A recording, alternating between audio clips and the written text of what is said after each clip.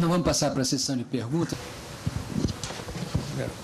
Eu quero, primeiro, antes de fazer a pergunta, aproveitar o gancho do Davi para lembrar que o próximo debate que a gente vai realizar é exatamente sobre conteúdo local.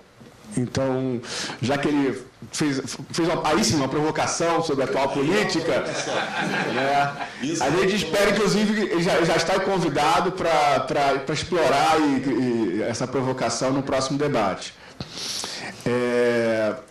Bom, a minha pergunta...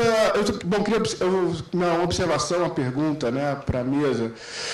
Primeiro, o que eu achei mais interessante, uma das coisas mais interessantes foi essa atuação do banco costurando com as empresas a criação de empresas nacionais, costurando, um tipo de intervenção muito direta do banco, puxando as empresas para que elas se entendam e tentem construir unidades que sejam fusões, né, joint ventures delas num novo setor. Eu acho que esse é um exemplo inspirador assim, do que é possível ser feito, né? Lógico que é um processo que ainda está ocorrendo, né? A gente ainda está testemunhando ele, tudo é muito recente, mas abre um novo horizonte de intervenção do banco. Eu imagino várias áreas em que isso seria importante. Então, essa é a minha observação. A pergunta, assim, agora, a tentativa de generalização desse modelo. Sem dúvida, o SUS foi fundamental, esse negócio do poder de compra foi fundamental. E eu acho que talvez seja esse o ponto para reflexão para outros setores. Vamos pegar o caso da eólica aqui, eu vou me arriscar e falar num caso que eu não conheço tanto, mas no caso da eólica, parece que houve muita descoordenação, ainda há muita descoordenação entre os compradores dos parques eólicos e os produtores de parque eólico.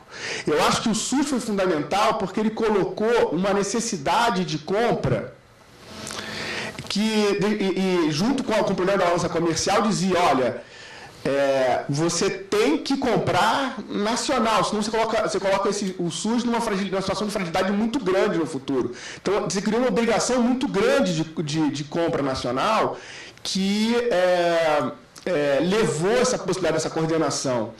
Mas talvez esse exemplo deveria ser levado para os outros setores, quer dizer, como é importante coordenar as linhas de financiamento do apoio do BNDES com as compras governamentais. E eu acho que essa situação de o governo ter um poder muito grande de compra, né, e a gente ter cadeias novas para desenvolver é um exemplo muito recorrente.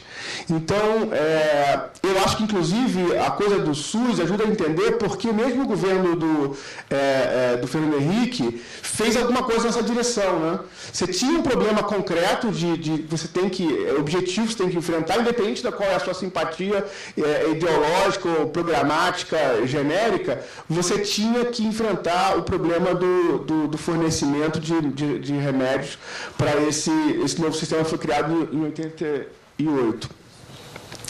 Bom, então eu deixo suas observações, são mais perguntas, são reflexões sobre o que foi falado e talvez eu abro para correções eventuais dos palestrantes sobre se eu interpretei bem o que foi dito. Arthur, só identificar-se, por favor. Meu nome é Arthur, eu trabalho na área de comércio exterior. O próximo é o William. Eu vou só sugerir aqui a mesa. Vamos ouvir 3 perguntas e depois a gente abre a mesa a comentar para a gente ganhar tempo. Então, William, é o seguinte.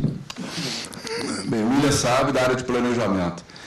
Primeiro, parabéns à mesa, acho que as apresentações foram brilhantes, né? Eu queria fazer um comentário depois da pergunta, né?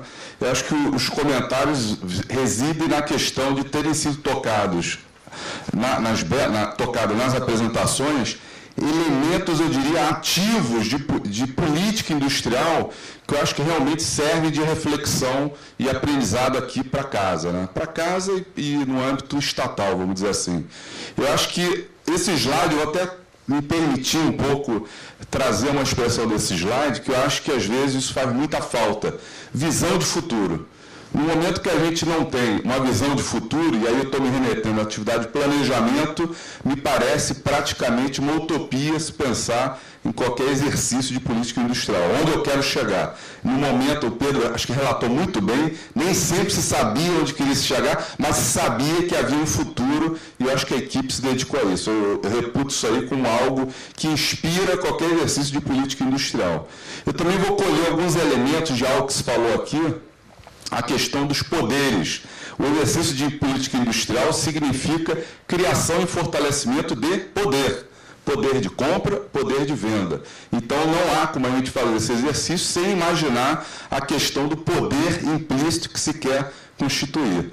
E tem também um elemento, a gente pode chamar de coordenação, articulação, mas não há como a gente refutar que houve, sim, um papel de protagonismo. Mesmo que esse protagonismo se dê no aspecto da articulação e da coordenação. Mas é um protagonismo que significa um exercício político ativo. Então, eu acho que a gente teve aqui uma aula, vamos dizer assim, de elementos que devem estar presentes, vamos chamar aí no popular atual, fatores críticos de sucesso que devem estar presentes no exercício de qualquer política industrial. Então, parabéns aí por esses elementos terem sido muito bem explorados. A minha pergunta, indo direto para a pergunta, eu queria que a mesa tecesse alguns comentários no sentido da integração para trás entre o segmento de fármacos com o segmento florestal.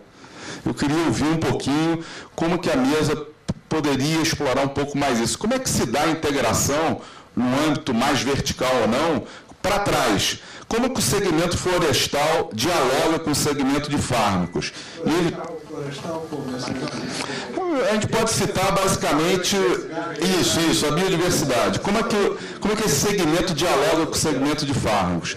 Tendo hoje, inclusive, a questão hoje, até no âmbito da política de desenvolvimento territorial, a gente tem territórios hoje, a Amazônia, ainda com baixa densidade. Então, como é que a gente se apropria, como é que o segmento hoje vem se apropriando e dialogando com esse segmento? E só para voltar a um outro comentário que eu esqueci, a questão das competências. Eu acho que também isso foi muito bem destacado. O processo de aprendizagem e acúmulo de competências. Mais um exercício interessante, mais um elemento interessante para a política industrial. Então, essa é a pergunta que eu deixo para a mesa. O Sebastião, depois tá, o Sebastião terceiro, depois na outra rodada o Pieroni. Né? Eu fico muito satisfeito de estar presente aqui, que estou aprendendo uma porção de coisa que eu não conhecia. Mas eu queria me situar na expressão que o Davi criou de poder de venda. Eu acho importantíssima essa história do poder de venda. E transmitir aqui, né, duas experiências que passamos aqui dentro do BNDES na década de 70.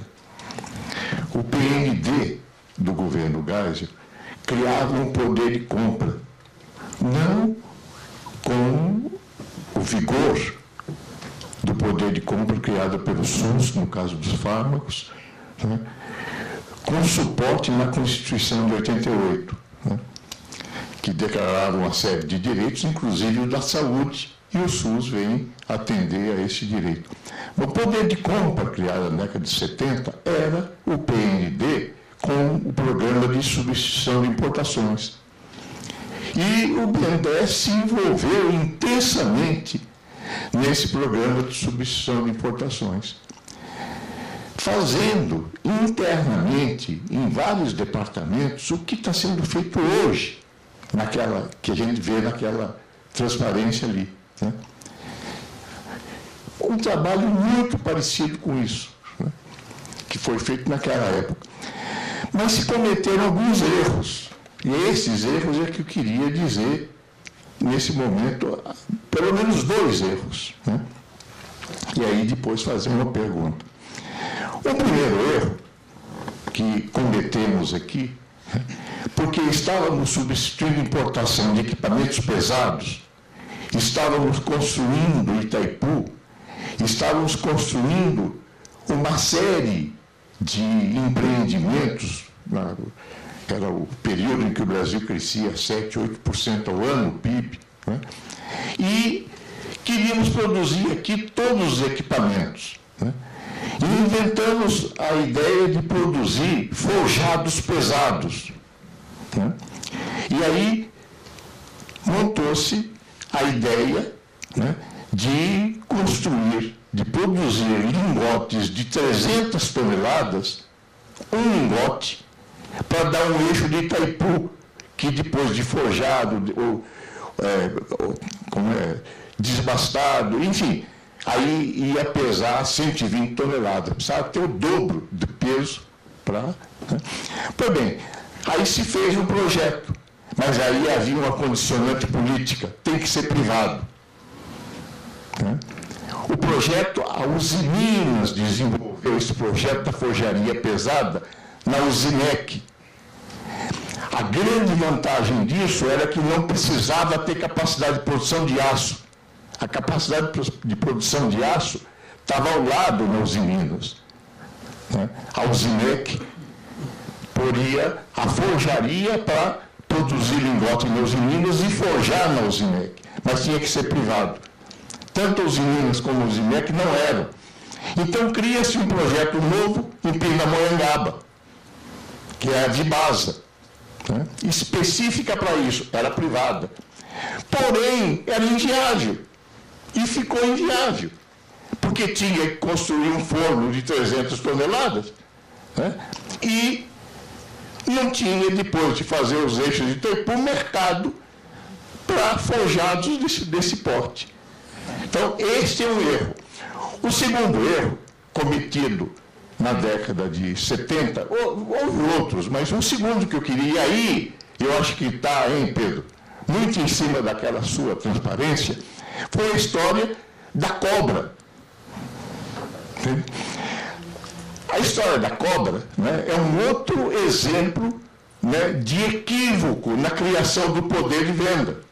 Né? E foi exatamente na linha da computação, dos equipamentos, da tecnologia de informações, a cobra seguiu aquele esquema ali. Né?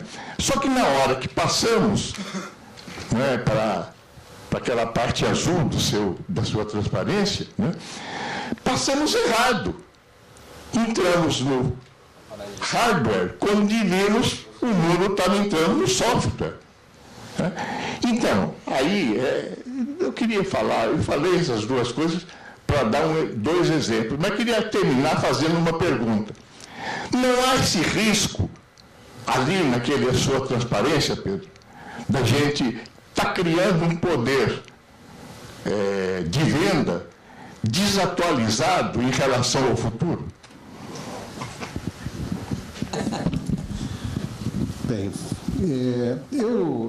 com relação à questão que o Davi levanta, se efetivamente nós podemos observar, podemos identificar uma sequência, não é, de políticas mais ou menos bem-sucedidas ao longo de 30 anos, 40 anos. Eu acredito que...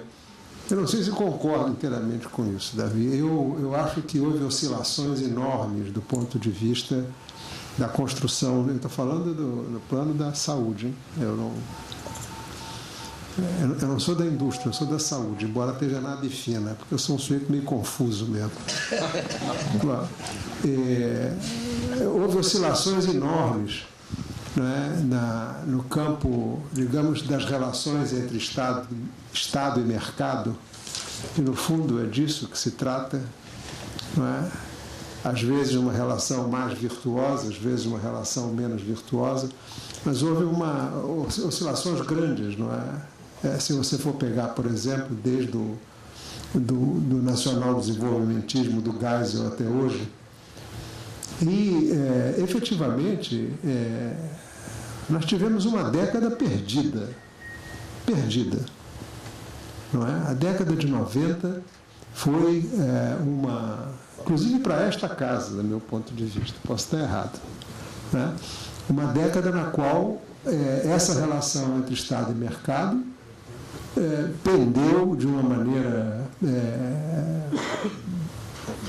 excessiva e, do meu ponto de vista, prejudicial para o lado do mercado, período em que a ideia de política industrial, que é a alma dessa casa, BNDES, foi inteiramente abolida, e que no campo da saúde, por exemplo, não só. No campo da saúde, Davi, o que a década de 90 fez de bom foi na franja do poder. Foi o Serra, em 99, com o genérico. Mas isso não era o núcleo duro do governo que fazia isso. Isso foi uma escapada que o Serra deu, porque brigava com o Malan. E quem mandava era o Malan. Não é? Para a área de saúde, e que algo que tem repercussões até hoje, nós tivemos, em 1996, a promulgação de uma lei de propriedade intelectual absolutamente antinacional, absolutamente equivocada, na contramão, por exemplo, do que fez a Índia. Também, a Índia e o Brasil assinaram os acordos TRIPS. Foi uma harmonização das regras de propriedade intelectual em todos os países. O Brasil assinou, foi negociado, inclusive, pelo depois chanceler Celso Amorim, né? Porque senão não entrava na OMC, e era interesse do país entrar na OMC. Só entrava na OMC quem aderisse a TRIPS. Agora, a Índia assinou o TRIPS e gastou os 8 anos a 9 anos de período de graça para implementar as regras de TRIPS. O Brasil implementou imediatamente. E implementou com um conjunto de dispositivos que hoje se chamam TRIPS Plus, quer dizer, que vão além da TRIPS. Então, quer dizer, eu acredito que é no equilíbrio, não é? numa solução virtuosa para essa relação entre Estado e mercado, e que me parece que no governo, na proposta nacional desenvolvimentista, não é? Da potência do hemisfério sul, do Geisel, não é? E mais recentemente, isso se encontrou. No campo da saúde, onde é que está essa relação virtuosa entre Estado e mercado, que eu poderia traduzir como uma relação virtuosa entre uma política industrial, mercado, e uma política social, saúde. Quer dizer, foi essa articulação, e aí é a existência do Sistema Único de Saúde, que foi criado em 1990, né, que propiciou. Né? Então, quer dizer, eu acredito que foi exatamente, não é, essa questão, essa busca de uma sinergia possível entre, pelo lado da política social do SUS, a ampliação do acesso a produtos industriais de saúde, e, por outro lado, a política industrial, no sentido de desenvolver uma indústria farmacêutica e farmacoquímica nacional, foi esse cruzamento que se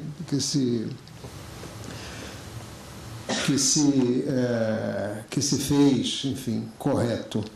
Um outro elemento que me parece fundamental é a questão da coordenação. Não é? Eu acho que na relação virtuosa entre mercado e Estado, os mecanismos de coordenação têm que ocupar um lugar de grande destaque.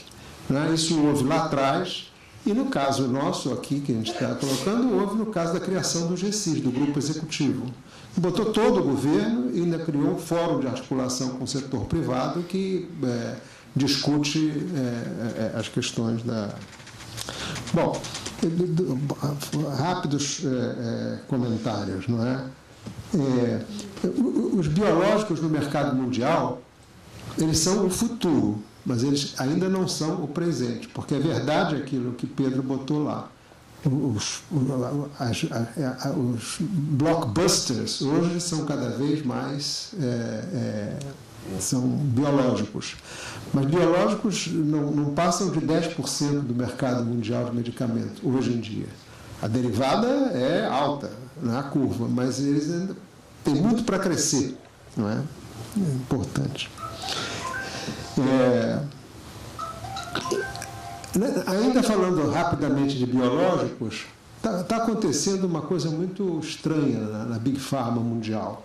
Eles enfrentaram, nos últimos 10 anos, vem enfrentando uma crise muito grande, não é? Que decorre exatamente do cruzamento de dois problemas. Um problema é a diminuição do lançamento de moléculas realmente inovadoras em nível global. E a outra crise, outro problema é o patent cliff, não é? A queda de patentes que foi muito grande. E, nesse momento, ao lado dos biológicos, aparecem outras oportunidades que eu acho que o Brasil tem que entrar no campo de medicamentos, não é? Que é uma espécie de volta à síntese na área de agentes anti-infecciosos, sejam antibióticos, sejam antivirais.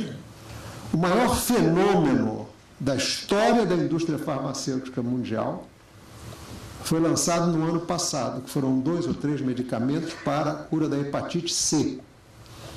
Não é? O principal deles chama-se Sovaldi, foi lançado pela Gilead. Não é? Mas tem outros também por aí.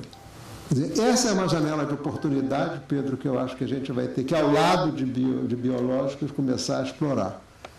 Quer dizer, há estimativas de que a carga global de doença, inclusive no hemisfério norte, portanto nos países ricos, que é o que interessa, de novo, para excitar o espírito animal do capital, não é?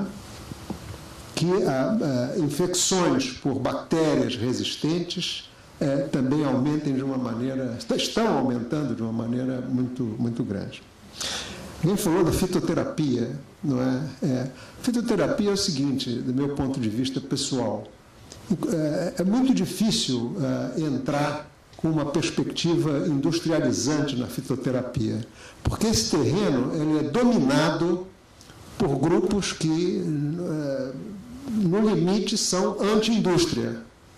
São grupos, digamos, voltados para o natural, para o orgânico, para toda uma ideologia que considera que a indústria, que confunde a indústria com veneno, com coisas assim e tal.